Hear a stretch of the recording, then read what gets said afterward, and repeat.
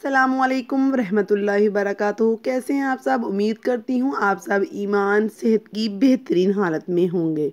एक रवायत है कि इब्ने अस्कर से कि सदका बिन यजीद ने मुल्क तराबलिस में 3 कब्रें बुलंद ज़मीन पर देखीं। आज जो किस्सा है वो 3 भाइयों की कब्रों का किस्सा है। पहली कब्र पर लिखा था कि ज़िंदगी का आराम वो शख्स नहीं पा सकता जिसको यकीन है कि मौत आएगी और हमारा मुल्क हमसे छीन लेगी और कब्र में हमको सुला देगी। दूसरी कब्र पर लिखा था कि ज़िंदगी का आराम वो नहीं पा सकता जिसको यकीन है कि ज़रा ज़रा का सवाल होगा और अपने किए का बदला पाएगा। और तीसरी कब्र पर लिखा था कि ज़िंदगी का आराम वो नहीं पा सकता जिसको यकीन है कि कब्र हमारी जवानी को खाक में मिला देगी और हमारे चेहरा और तमाम अज़ा को रेज़ा रेज़ा कर देगी। ये देखकर मुझको ताज्जुब हुआ और मैं इसके करीब वाली आबादी में गया। एक बूढ़े से मैंने इन कब्रों की हालत दरियाफ्त की। इसने कहा कि 3 भाई थे। एक इनमें से बादशाह का मुलाजिम था और लश्कर का सिपाह सलार था और दूसरा जो है वो मालदार सौदागर था। तीसरा दरवेश था और रात दिन इबादत करता था। जब इस दरवेश के इंतकाल का वक़्त आया तो इसके दोनों भाई इसके पास आए और कहने लगे, अगर तुमको कुछ वसीयत करनी है तो करो। वसीयत जानने से पहले आप सबसे छोटी सी रिक्वेस्ट है कि मेरे चैनल को प्लीज़ सब्सक्राइब कर दीजिएगा।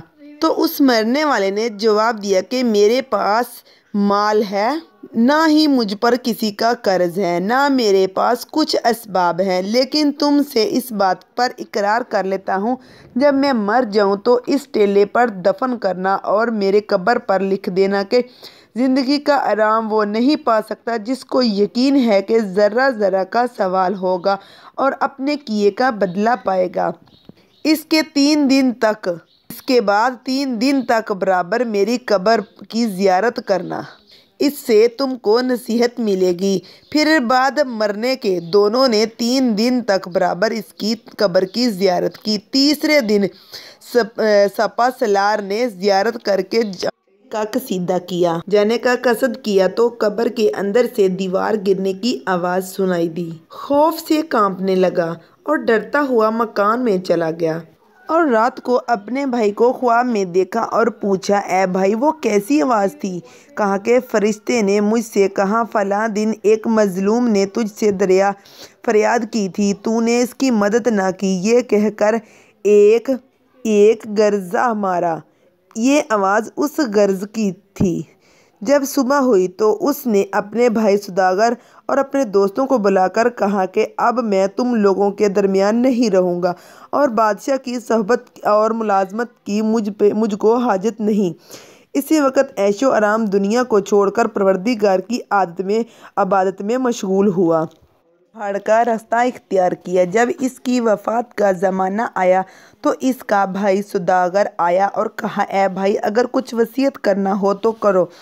इसने जवाब दिया कि मेरे पास ना माल है ना मुझ पर किसी का कर्ज, लेकिन मैं तुमसे इकरार लेता हूँ कि जब मैं मर जाऊं तो मेरे भाई की कब्र के पास मुझको दफन करना और मेरी कब्र पर लिख देना कि ज़िंदगी का आराम वो नहीं पा सकता जिसको यकीन है कि मौत आएगी और हमारा मुल्क छीन लेगी और हमको कब्र में सुला देगी और 3 दिन तक मेरी कब्र की ज़ियारत करना। फिर जब इसने इंतकाल किया तो 3 दिन तक कब्र की ज़ियारत की। जब तीसरे दिन ज़ियारत करके जाने का इरादा किया तो कब्र के अंदर से एक ऐसी आवाज़ सुनी कि इसका होश उड़ गया और डरता हुआ मकान पर आ गया। रात को ख्वाब में देखा अपने भाई को और पूछा कि तुम्हारा क्या हाल है? कहा, अच्छा हूँ, तौबा से मेरे सब गुनाह माफ़ हो गए हैं। मैंने पूछा, मेरा भाई कैसा है? कहा, वो नेक लोगों के साथ बड़े दर्जे पर हैं। फिर मैंने पूछा, मेरा हाल क्या होगा? कहा, जो जैसा अमल करेगा वैसा बदला पाएगा। तुमको लाजम है कि फुर्सत को गनीमत जानो और नेक अमल का तोशा इख्तियार कर लो। जब सुबह हुई तो इसने भी दुनिया से मुँह फेरा, अपना جتنا بھی مال فقراء مساکین کو تقسیم کر دیا، سب جتنا بھی اس نے مال جمع کیا ہوا تھا، اور اللہ تعالیٰ کی عبادت کی زندگی میں بسر کرنے لگا۔ اللہ تعالیٰ کی عبادت کر کے زندگی اپنی جو بسر کرنے لگا۔ جب اس کے انتقال کا وقت آیا تو اس کا لڑکا آیا اور کہا، اے باپ کچھ وصیت کیجئے۔ باپ نے جواب دیا کہ میرے پاس نہیں مال نہیں کوئی بھی ہے، میں وصیت نہیں کروں، کیسے وصیت کروں کہ لیکن تجھ سے اس بات کا اقرار کر لیتا ہوں کہ جب میں مر جاؤں تو اپنے دونوں چچا کی قبر کے پاس مجھ کو دفن کرنا، اور میری قبر پر لکھنا کہ زندگی کا آرام وہ نہیں پا سکتا جس کو یقین ہے کہ قبر ہماری جوانی کو خاک میں ملا دے گی اور ہمارا چہرہ اور تمام اعضاء جو ہے وہ ریزہ ریزہ ہو جائیں گے، اور 3 دن تک برابر میری قبر کی زیارت کرنا۔ جوان لڑکے نے 3 دن تک قبر کی زیارت کی۔ تیسرے دن قبر سے ایک آواز خوفناک سنی اور غمگین ہو کر گھر آیا۔ رات کو اپنے باپ کو خواب میں دیکھا۔ اس نے کہا کہ تو بھی جلد ہمارے پاس آئے گا، اپنے سفر کا سامان درست کر لو اور جس گھر میں تجھ کو آنا ہے اس کے واسطے مستعد ہو جا، اور دنیا داروں کی فکر ہے اس سے بے فکر ہو جا، تاکہ موت کے وقت تجھ کو افسوس اور شرمندگی نہ ہو۔ جلد کر اور جلدی کر اور جلدی کر۔ 3 بار جلدی کر جلدی کر جلدی کر اس نے پکارا۔ راوی بیان کرتا ہے کہ اس لڑکے نے جس رات یہ خواب دیکھا تھا، اس کی صبح کو میں اس کے پاس گیا۔